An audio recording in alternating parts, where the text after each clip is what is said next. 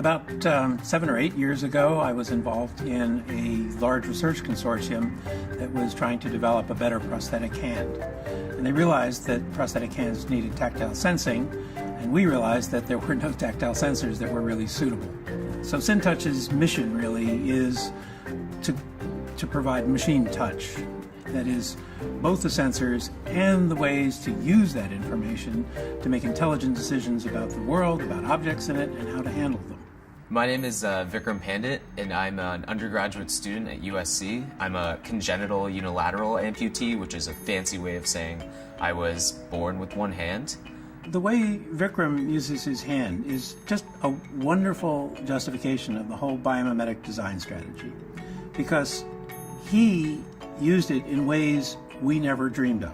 When I got here, I did a series of experiments about how the biotech could benefit a prosthetic user. The most useful thing that we could do right now was something called contact detection in the biotachs. When the two biotachs on opposing fingers make a certain amount of pressure on any object, the hand would just stop.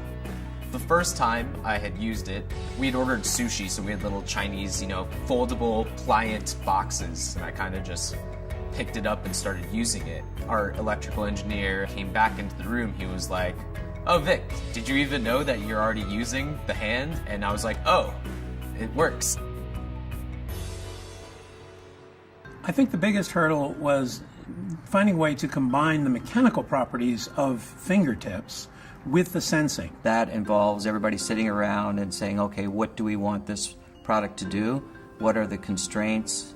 What things do we want to make better? There's always challenges, so you have to come up with innovative ways to solve those challenges.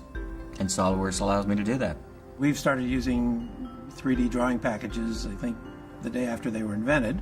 We gradually found that SolidWorks was a good mix of the tools that we needed and interfaces with other packages such as computer-aided machining, which is something that we use regularly.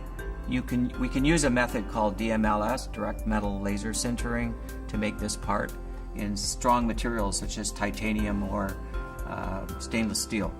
Most, if not all, of the machine shops and prototyping shops accept SolidWorks files. In fact, they prefer SolidWorks files. So SolidWorks works for everything, basically. Now, at present, we use a flexible circuit for our printed circuit board, which is then injected with epoxy. The electronics are buried inside the epoxy, so they're not accessible. So if something goes wrong with the biotach, you don't have any way of troubleshooting it. So for our next iteration of biotach, we decided that we wanted to have something that could be made modular, so everything is independent from each other. The blue lines here represent the traces for the 2D printed circuit, and then we project them onto the 3D surface. So all of these will become electrically conductive traces. They're about the size of a human hair. There's not very many software programs that could do it, other than SolidWorks. I wouldn't truly consider it a hand until you don't ever have to think about it. It actually simulates a real reflex of the human body. We're getting there. It's going to happen soon. I think people are starting to realize that this really was an important sense and that it was largely missing. It's easy to stop at a level of, well, here's a solution, here's an article we published in a journal. Sooner or later, if it's actually going to do good for a real patient, someone has to take the idea and the technology and make it a product that's available commercially. And in the case of SynTouch, that's what we decided we had to do ourselves.